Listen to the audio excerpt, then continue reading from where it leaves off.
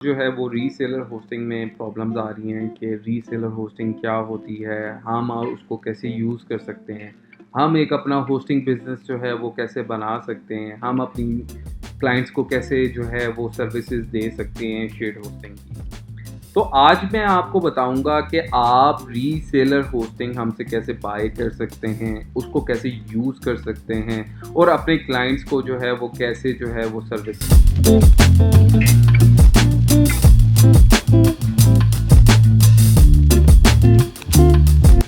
दे सकते हैं। ये सारा कुछ जो है वो मैं आज आपको इस वीडियो के अंदर एक्सप्लेन करूँगा और हम ईच एंड एवरीथिंग के ऊपर जो है वो आपको बताएँगे कि आप ये सारा कुछ कैसे कर सकते हैं।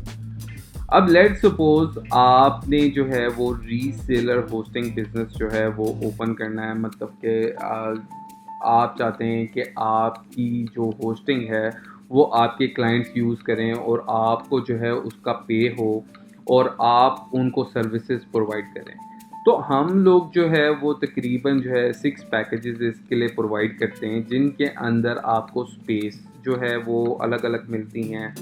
आपको जो है फ्री डोमेन इसके अंदर मिलता है और बाकी जो चीज़ें हैं वो आपको हम इसी के अंदर प्रोवाइड करते हैं, जैसे लाइटनिंग सर्वर हो गया, cPanel लाइसेंस हो गया, जैसे सिक्योरिटी होगी। हम इन्हीं पैकेजेस के अंदर ये सारा कुछ आपको प्रोवाइड करते हैं और ये मैनेज होस्टिंग्स होती हैं, जो हम मैनेज कर रहे होते हैं। अगर आपके क्लाइंट को कोई प्रॉब्लम आए वो आपके साथ शेयर करते हैं और आप जो है वो प्रॉब्लम जो है वो हमसे जो है एरर्स को रिजॉल्व करवाते हैं।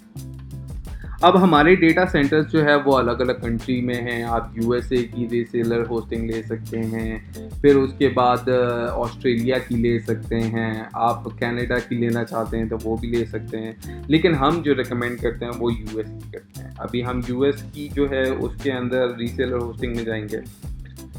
हम स्टार्टर प्लान लेते हैं। स्टार्टर प्लान के अंदर हमें सबसे पहले एक डोमेन चूज़ करना होगा। हम कोई भी डोमेन चूज़ कर लेते हैं अभी के लिए। तो हम डोमेन हमने चूज़ कर लिया और हम इसको कंटिन्यू करते हैं। जैसे ही हम इसको कंटिन्यू करेंगे तो ये हमसे पूछेगा कि आप जो है वो मंथली बेसिस पे बाय करना चाह रहे हैं या आप ईयरली बेसिस पे बाय करना चाह रहे हैं। अगर आप ईयरली बेसिस पे बाय करना चाह रहे हैं तो आपको 2 मंथ्स जो है वो बिल्कुल फ्री ऑफ कॉस्ट मिलेंगे। अगर आप मंथली बेसिस पे लेना चाह रहे हैं तो मंथली बेसिस के ऊपर थोड़ी-सी कॉस्ट जो है वो आपको इंक्रीज़ हो जाएगी। इसके अंदर जो है वो आपको ईमेल सिक्योरिटी जो है वो बिल्कुल फ्री ऑफ कॉस्ट उसका जो है आपको मिल रहा होता है। फिर उसके अंदर साइड लॉक मिल रहा होता है, जो कि लाइट आपको जो लाइट इनका प्लगइन है वो आपको फ्री ऑफ कॉस्ट मिल रहा होता है और आप जो है इसको कंटिन्यू कर सकते हैं। अभी के लिए हम मंथ की जो है इसके ऊपर जाएँगे, हम डीएनएस मैनेजमेंट को लेंगे, आईडी प्रोटेक्शन को लेंगे और हम इसको कंटिन्यू कर देंगे। जैसे ही हम कंटिन्यू करेंगे तो इसके अंदर आपको जो है आपका टोटल बिल जो है वो आपको बता दिया जाएगा और अगर आप इसके अंदर ऐड ऑन्स हमारे डालना चाहते हैं तो आप डाल सकते हैं। अगर आपके पास कोई कूपन अवेलेबल है तो आप वो कूपन प्रोवाइड करके जो है वो आप अपनी प्राइसिंग को जो है चेंज कर सकते हैं। अब लेट्स सपोज़ ये सारी जो चीज़ें हैं हम इनको लेने के बाद जो जब हम चेकआउट करते हैं तो चेकआउट में आपके पास अगर तो पहले से अकाउंट अवेलेबल है तो आप उसको लॉगिन कर लेंगे और अपनी पेमेंट जो है bank transfer, credit card, debit card, wallet जो है वो आप यूज़ कर सकते हैं। अगर आप एक इंटरनेशनल क्लाइंट हैं जो कि हमें पेमेंट करना चाह रहे हैं तो आप वाइस भी यूज़ कर सकते हैं, वाइस का क्यूआर, या आप बाइनेंस का क्यूआर भी हमारे पास यूज़ कर सकते हैं। आपने जैसी हमारी पेमेंट जो है वो क्लियर करेंगे तो हमारा जो है आप जो अकाउंट होगा उसके अंदर आपको ये सारी इन्फॉर्मेशन जो है वो प्रोवाइड हो जाएंगी और आप जो है उसके अंदर रीसेलर होस्टिंग का जो आपका प्लान है वो एक्टिव हो जाएगा। रीसेलर होस्टिंग का प्लान एक्टिव होने के बाद आपने क्या करना है? रीसेलर होस्टिंग की जब आपके पास लॉगिन्स आ जाते हैं तो आपने जो है अपने जो भी लॉगिन्स होंगे उनको ओपन करना है और अपने सर्वर को जो है वो ओपन कर लेना है। जब आप अपने सर्वर को ओपन कर लेंगे तो आपने न्यू होस्टिंग कैसे जो है वो क्रिएट करनी है वो मैं आपको बता देता हूँ। आपने सबसे पहले जो है वो अपने पैकेजेस क्रिएट करने हैं। आप जैसे ही पैकेजेस में जाएंगे आपने ऐड पैकेज करना है। ऐड पैकेज करने के बाद आपने पैकेज का नाम लिखना है। आप कोई भी पैकेज का नाम लिख सकते हैं। आप कितनी स्पेस देना चाह रहे हैं, आपने जो है एमबीज़ के अंदर वो स्पेस बताना है कि आप कितना, लेट्स सपोज आप 5 GB का स्पेस देना चाह रहे हैं, तो आपने 5 GB का स्पेस जो है वो यहाँ लिख देना है। अगर आप बैंडविड्थ देना चाह रहे हैं 30 GB, तो आपने 30,000 जो है वो MB का बताना है। FTP आप कितने देना चाह रहे हैं, मैं 2 FTP देना चाह रहा हूँ। ईमेल्स में 5 देना चाह रहा हूँ। तो ये सारी चीज़ें आपने मेलिंग के थ्रू इधर कर लेना है। अगर 2 डेटाबेस है तो 2 डेटाबेस, सब डोमेन आप कितने देना चाह रहे हैं, आप 5 सब डोमेन्स देना चाह रहे हैं। पार्किंग डोमेन्स जो होते हैं वो डोमेन्स होते हैं जो कि आपकी एक डोमेन भी कनेक्ट हो सकता है और सेकंड डोमेन भी कनेक्ट हो सकता है, तो उनको पार्किंग डोमेन्स कहते हैं। ठीक है, तो आप वो एक भी कर सकते हैं, 2 भी कर सकते हैं, 10 भी कर सकते हैं, अनलिमिटेड भी कर सकते हैं। ये टोटली आप पे डिपेंड करता है। आप चाहते हैं सी पैनल के अंदर कितनी एप्लीकेशंस चलें, तो आप उस जितनी एप्लीकेशंस चलाना चाहते हैं उन एप्लीकेशंस को यहाँ ऐड कर सकते हैं। अब ये जो मैक्सिमम अर्ली जो ईमेल्स होती हैं उनके अंदर डिले कितना आना चाहिए, तो ये ग्लेयर होता है जो कि आपके पास ज़्यादा अगर ट्रैफिक होती है ये उसको मैनेज करता है और उसके बारे में जो है ये इंफॉर्मेशन प्रोवाइड करता है। ठीक है, तो हम इसको अनलिमिटेड पे डिफ़ॉल्ट ही रहने देंगे क्योंकि ये ऑटोमेटिकली कवर कर रहा होता है कि आपने ये सारा कुछ कैसे करना है। रीसेलर होस्टिंग के अंदर आपको डेडिकेटेड आईपी भी मिल रहा होता है। ठीक है, शेल एसेस नहीं मिल रही होती और बाकी चीज़ें जो है वो आपको प्रोवाइड नहीं हो रही होती क्योंकि वो सिक्योरिटी पर्पस की वजह से हम लोगों ने क्लोज आउट की होती है। अगर आप चाहते हैं कि आपकी लाइव सेटिंग्स हों, मतलब कि आप स्पीड और बाकी सारा कुछ देना चाहते हैं तो वो भी आप दे सकते हैं। अगर आप चाहते हैं कि आपकी वर्डप्रेस की जो टूल किट है वो ऑटोमेटिकली इंस्टॉल हो जाए इस पैकेज के साथ, तो आप ये सारा कुछ ऐड कर सकते हैं। अब इन पैकेजेस को आप डिलीट भी कर सकते हैं।